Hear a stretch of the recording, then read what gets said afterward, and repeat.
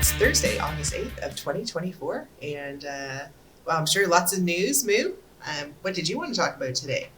There's so much, man. The markets are actually ripping right now. Bitcoin's getting a nice bid. Solana is ripping. So just in the last 10 minutes, we've really ripped pretty hard. Some unemployment data came out. It was favorable. So, things looks like the market likes it. Things are kind of ripping, not only in crypto, but in legacy. I hope people are in good stuff. I hope their coins or tokens or networks are actually gaining some price appreciation, is what I would say. So yeah, really excited. I mean, there's so many things to talk about. We saw XRP, the judge hand down 145 million, I believe. No, 125 million settlement. So SEC will have 60 days to appeal that if they want. So we'll see where that goes. But it looks like maybe the handcuffs are off XRP now. So I'm really putting the ownership on the Ripple Corporation to see what it can do with this token and network now. They really have no excuses outside of an SEC appeal.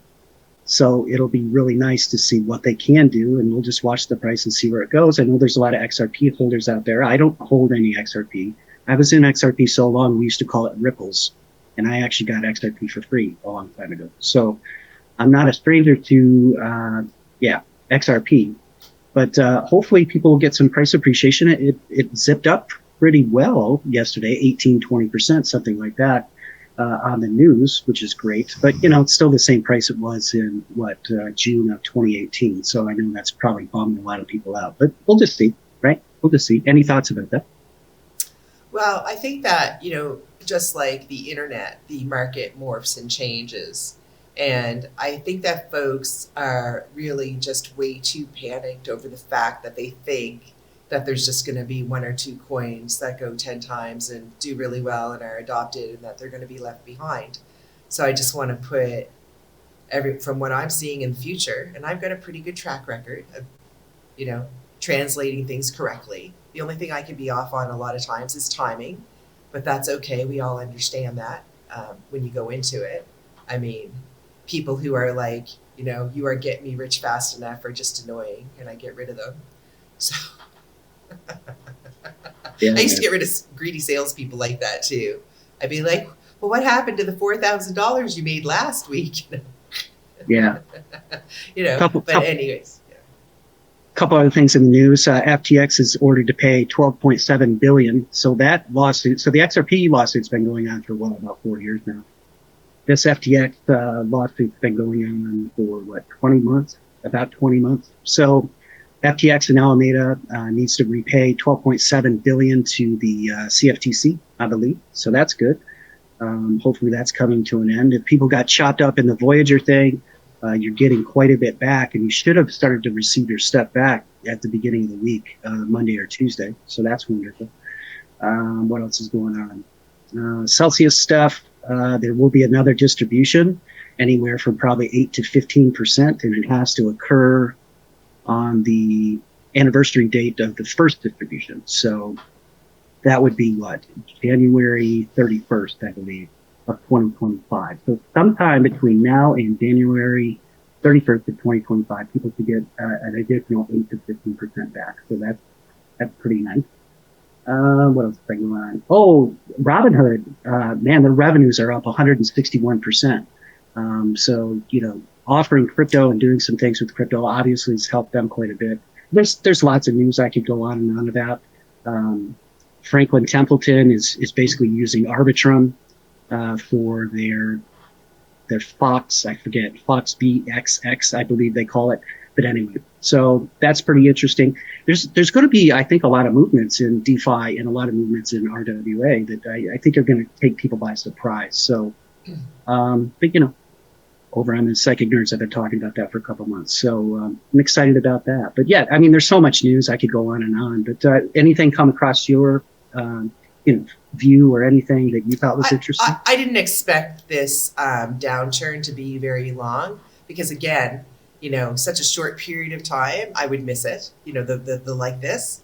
And Yeah. the last few weeks, well, probably I said it back in April, is just, I knew with this war stuff and with the meltdown in the economies and with Britain kicking, like Europe kicking off in the summertime, well, it's summer now, that there was going to be a lot of this kind of stuff. But I just made a decision. I didn't want to play that. I mean, I can't do it. I just don't, for me to press the button I thought about it and I said, I wouldn't have rode Ethereum to where I rode it from. I wouldn't have rode Doge. I wouldn't have rode Aave. I wouldn't have rode, like, I got a huge list of cryptos that I made a stinking pile of money on. Like, when I look back at it and stuff like that, I'm just like, if anyone brings up, she's still talking about Stellar. I'm like, well, I bought it at 4 cents and I don't know, what is it, 10 or 12 cents? Oh, boo-hoo. I'm just crying because I made, 7,000% of my Doge and Ethereum. I mean, we're grabbing both hands with that. And I mean, there's a huge list of cryptos that are doing extremely well. And we see examples today as the market moves and it morphs. You see, for example, helium. Right. And that was just one. And to me, that was a flyer, but a little bit more of an established flyer. I looked back and I wasn't, too impressed with a few things that they had done before and everything. But I was like, what, this is very similar to, when you see Franklin Templeton meets Arbitrum, and I didn't see big companies creating, like T-Mobile partnered with helium. Right. So, and then they crossed the 100,000. And then once that got out there, and then people started getting some FOMO. So I guess helium, and maybe it was Aave and a few other ones that many of us have held for a long time or invested in, did very well. But I'm not looking at, like, I'm in it to win it, man. Like, I just decided, I was like, you know what? I'm just going to stay for the 100 trillion. And I'm not going to try to ride like in and out, in and out. Like, when I sell something, like when I bought that flow a while back, and I was in it, and then I decided, okay, well, I made my money on that, and then I got out and I left, right? So I know that feeling, but there's other stuff that I'm just interested in holding just for the long term. And I felt that by the time you and I got together, that if we weren't back in the 2.4 to 2.7 range, that we would be starting to move towards it. Maybe later on today, I mean, maybe by tomorrow. But I didn't feel this was going to be a long thing, but it's going to continue to be like that. But then, like that. So, do you really, like, back when that picture I had in November of 2020, I was talking about people be holding their bags and they'd be looking up because they're waiting for this big pullback that never comes. And then they finally give up probably around April of 2021 and then pile in at the higher price for some of the cryptos. So that's why I just said to myself, you know what, I'm just going to ride it out. And if a few of them go to zero, who gives a crap? Right? I don't, because I always said, you only need 3, you only need 3, you only need 3. So instead of people running back and forth with, I always think of that meme with SpongeBob and Patrick with their hair on fire, running around and going, and that's how it can be sometimes with cryptos. But I mean, we're actually pretty relaxed. Somebody goes, I didn't even look at my portfolio this time. It's like, me neither. Yeah, JP Morgan came out and said they believe that 75% of the unwind from the yen carry trade is done. So that's good. That takes away some risks moving forward. It's really interesting. We saw jump capital and jump trading just liquidating these left and right. I think they got margin called. I think that's actually what happened because, one of the most illiquid times in crypto is Sunday night. So, and they were just selling left and right Sunday night as much as they could sell, and that was pretty disconcerting, and it kind of muted ETH's gains. And then obviously so I think they got margin called. It's what it looks like. The on-chain data, that's what it looks like to me. But, Monday morning when everyone thought the world was ending and everything, I get excited. I gathered up my pennies and I went shopping, man. And, I got Solana at 115. It's a nice entry. I got a lot of things very cheap. I got a nice entry on Maple. Anyway, I'm not bragging. I'm just saying that what I've learned, and I've been doing crypto over 10 years, is that you have to buy when people are afraid and you have to sell when people are euphoric.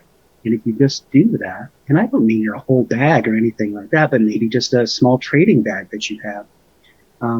If you do that, you're constantly taking profits out of the market, and you have cash for a rainy day, so you can go shopping, stuff like that. So those are kinds of the things that come to my mind. And I hope people got good entries on stuff. I mean, gosh, I'd have to go look, but what, Aave at $78 or something, up to 117. That's a nice gain. Um, you know, anyway, I could go on and on, but that's in the past. Why don't we focus on the future? Why don't I go ahead and take a look? I'm going to show my screen. We'll just kind of level set, see where things are at here in the market. Just let me know if you can see my screen. I'm going to pull up TradingView here. Bitcoin is at 58.8, and it hit 59.3 just as we were kind of getting started or right before. If I sort my board here, Maple. Hey, look at that, Maple. Wow. So my entry, I got Maple very cheap a long time ago, but I went back in and it's up 63%, almost 64% since Monday's washout. So anyway, that was a good pickup for me. But on my board, the biggest gainers here are Maple. The ones with the green tags are Solana ecosystem picks. So like Serum, Solend, Jito, Helium Network. Helium's up, 17% today. Got Helium Mobile here. What else we got? This is Metaplex. But anyway, you can see a lot of the, Myra, you got a lot of the things that are Solana adjacent doing really well. These are kind of like high beta plays on Solana, but people have to be careful because when Solana goes down 10%, these can go down 30%, right? So you got to be on it, or either have a strong stomach or be able to come in and out of these as you see fit. Let me go ahead and just kind of scroll down. I'm going to take a look at the total here. And another important thing I think we should talk about, we talked about it last night in the Psychic Nerd, but, having the institutions here, I think really helped prop up the price of Bitcoin in this washout. I think it would have been much worse if they weren't in this market. So I just kind of want to say that. I think they are providing stability to this crypto market. Looks like we got our total here in TradingView at 2.01, and I don't know what it is over at CoinGecko. Let's go ahead and take a look here. Oh, it's already up at it's 2.14. It's moving quickly. Yeah, it's moving very quickly. It's almost 2.15 now. So again, just things are moving quickly, and it's great to see some of the oldsters come back. Like Aave, that was one of our OG favorites. That I'll admit I sold off half of it. Oh yeah. When it ran to 15 times in like a month and a half. Our timing was great.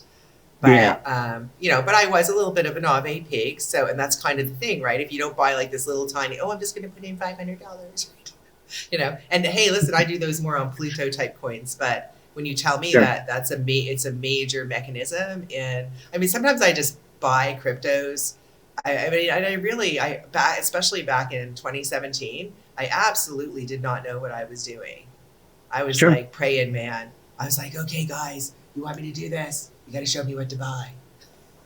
Right? I don't know what I'm doing. Just, let's see how it goes, right? Kind of like the when I was guessing the landing point of Hurricane, well, I've never done this before. Let's see how it goes. Well, I think you've learned a lot over time, and I think people that participate in markets, hopefully, they're learning a lot over time. I mean, that's what you want to do. You want to get better. You want to level up. So I'm seeing the Bitcoin dominance here at 57%. That's pretty high. So anybody disparaging Bitcoin, its dominance is extremely high. So anyway, when you start we need Bitcoin to do well in order for everything else to do well. I mean, I've never been a Bitcoin maxi, that's for sure. Like, not even in my early days, I was not a Bitcoin maxi. I saw the value of the other developments. I just knew that if my life depended on it, and I had a side bet of $1 million to say, what crypto I had to get 100%, what crypto was going to survive back in 2017.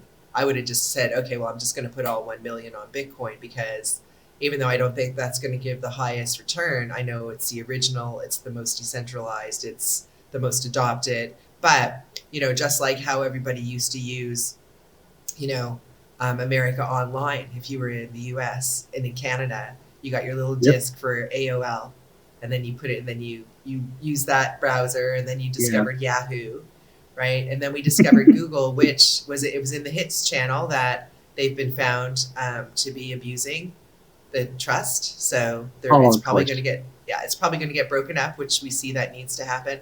Also, well, yeah, about learning. I mean, after I started buying cryptos, and I took that blockchain 101 course, which is really, I mean, you would never take anything like that. But for someone like me who was in finance, that was really good, sort of doing the transition over, because there's so many things that you can compare. You know, like I Hmm. could go in and I could do compliance on blockchain now. I would be like, it would be super easy for me Yeah. to do that, but only after the 5 years of, working in the industry and being aware of, well, the history too, and watching things develop.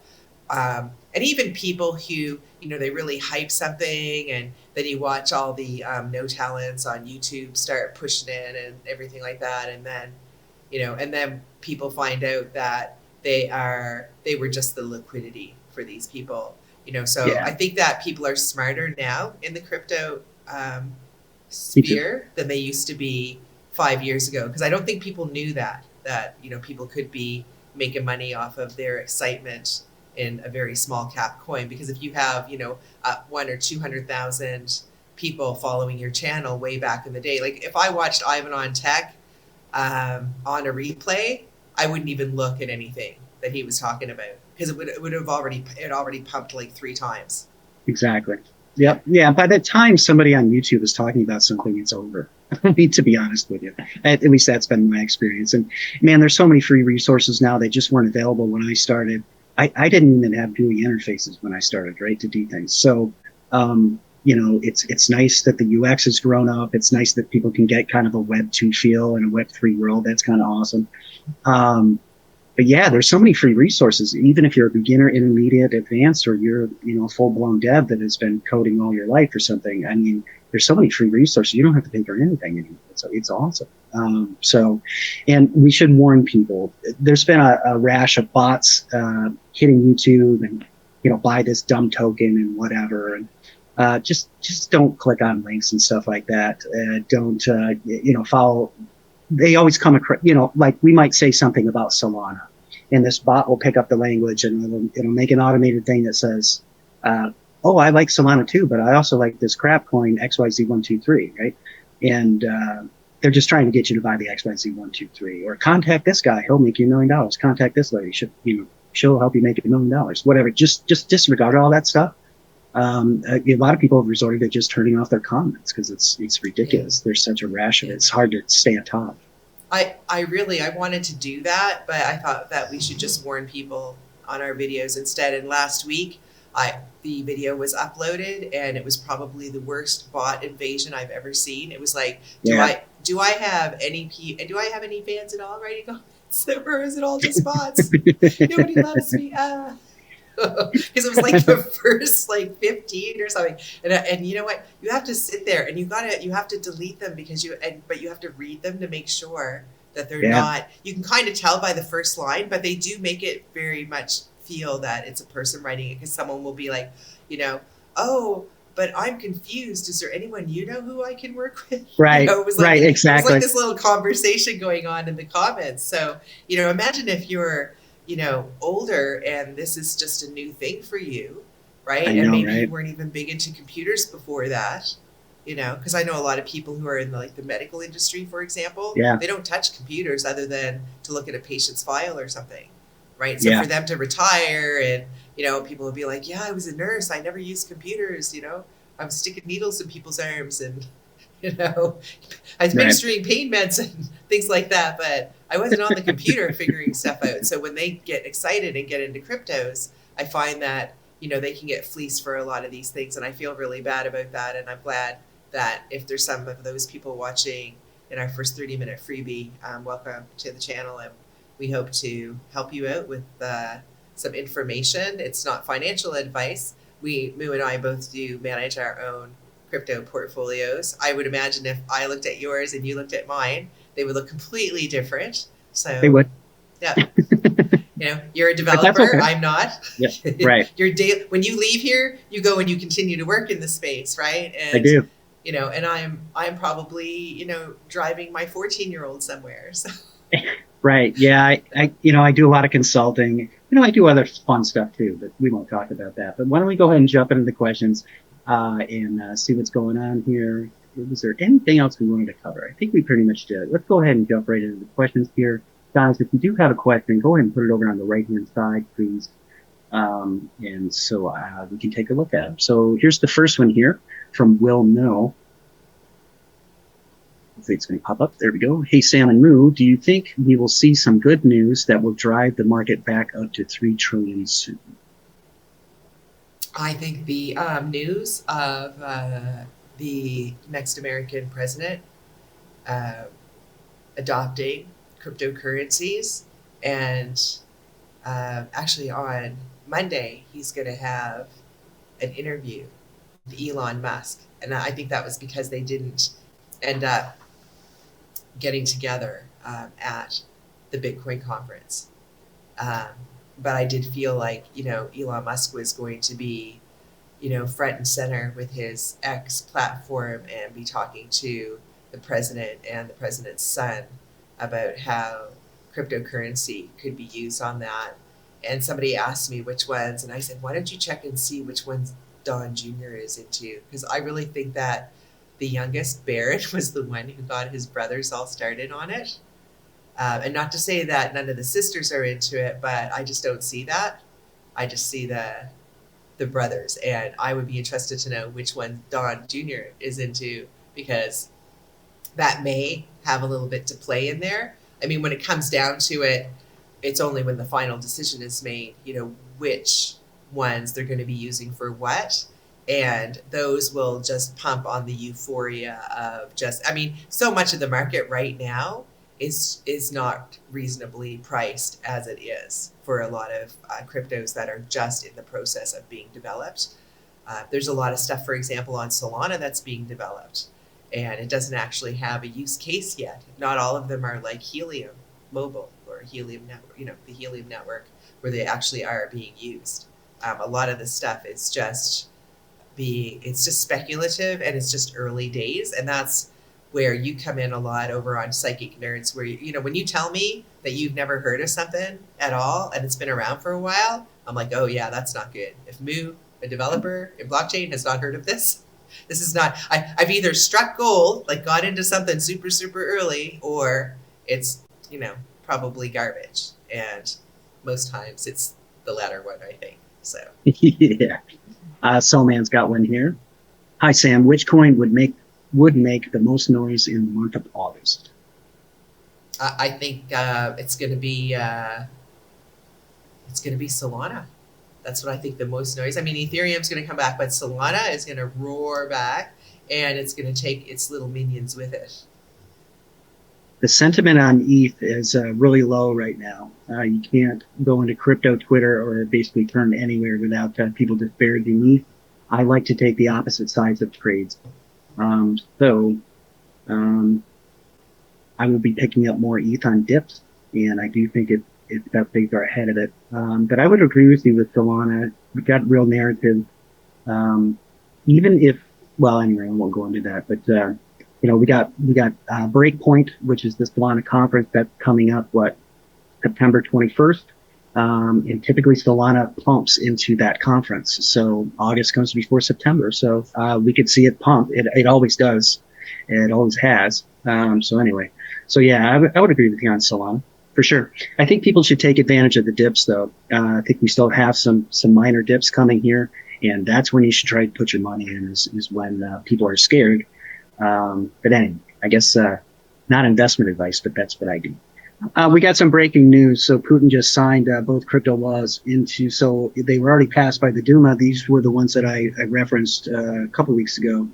But it basically legalizes crypto mining starting November 1st, 2024. And cross-border settlements and exchange trading in digital currency has been allowed for banks and businesses. So banks and businesses will be able to settle in crypto across borders. So that's a big deal. That's good. Absolutely, that's big. And not a surprise. We'll see every country starting to do things to look after themselves now. That's what's going on right now. Like the UK, they're trying to look after themselves. That's why they're lowering interest rates. Canada's pulling back on the interest rates like earlier than the United States because again, the Liberal government's in huge trouble. A big portion of the Canadian economy. Canada has less than 40 million people, and a huge part of the economy, it's the homes that we own.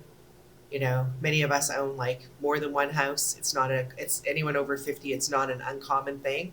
But I mean, when you can get a home on the lake for like 150,000, these are not U.S. prices, right? But they're becoming like it's so when interest rates went up from like nothing, from like 2 to 3%, and then to re-sign, it's like 5 or 6%. It went up, quite a bit. So we're starting to see that all over the world, and now that Donald Trump has made it clear that he is on side and that America is going to be going forward with crypto, we're going to see a lot more stuff like this around the world in all of these other countries. And that excites me for the people who live in those countries, because I really do feel that blockchain technology and the fact that it's trustless, it truly, and there's no boundaries. If you got internet, you can access the blockchain. And then once Radio Doge comes in, then you won't even need internet to access the blockchain. I mean, it's just, it's not going to take, yeah, it's not going to take 10 years. With the nodes running on Starlink. So you got some Doge nodes. Yeah, I've read about that. The nodes. That's right. The Doge nodes. Yeah, and you have other nodes running on satellites up in space. So you really don't need, anyway, you don't really need the internet if you know how to do it. Anyway, let's take this next one here. This is from Keitha. Dear Sam and Moo, I would like each of you to answer separately, please. If you thought we were a couple months away from the top for altcoins, what would you do? What would be your plan for the next 2 months? Thank you both.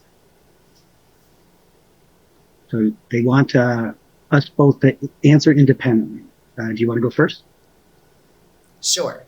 If we were headed for the top for altcoins in the next couple of months, I would probably end up round tripping a couple of them. That, if it didn't make it to my different goals and stuff.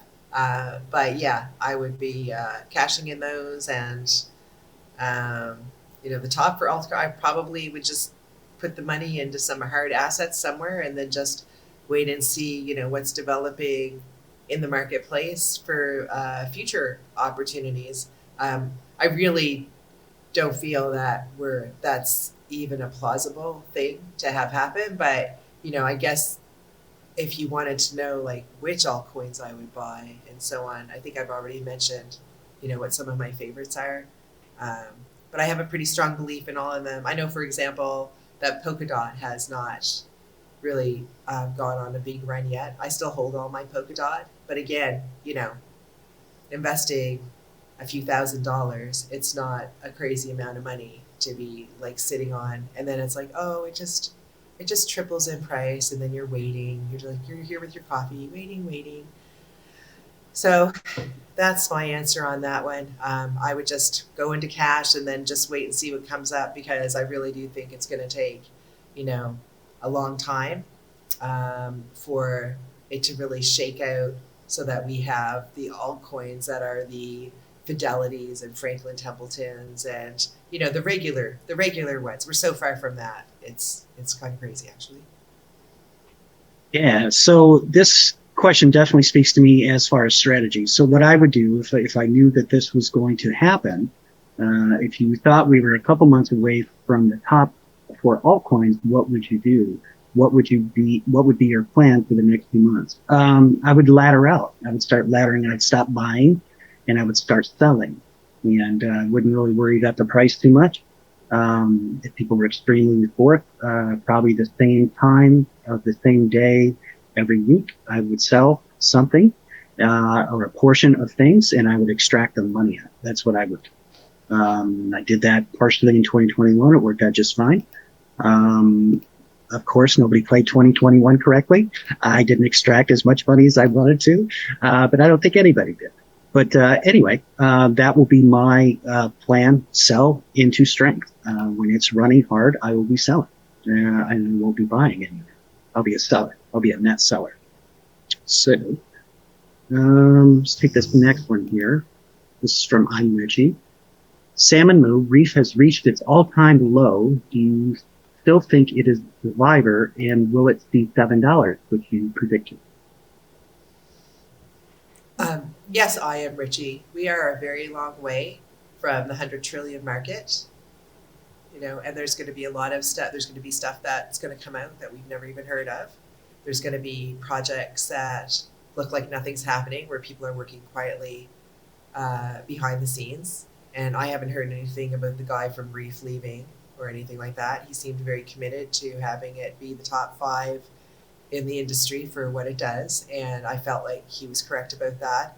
And when I'm listening to people talk and things like that, sometimes it does take a while for things to come true, because when you see those blabs from 2019 about, for example, the political situation that's going on right now, that you guys were going to get Carmela as president for a few months. And it looks like that's what's going down, even though she's not officially the president. I mean, the guy is still upright for now, right? Looks like he did have a bit of a medical emergency, but your current president is I would say he's on death watch. He's at the end of his dementia. Like when you see him and he's walking and so on, like a lot of us who've had family with dementia who've died, that's pretty much how they're behaving just before, their heart forgets to beat, that sort of thing.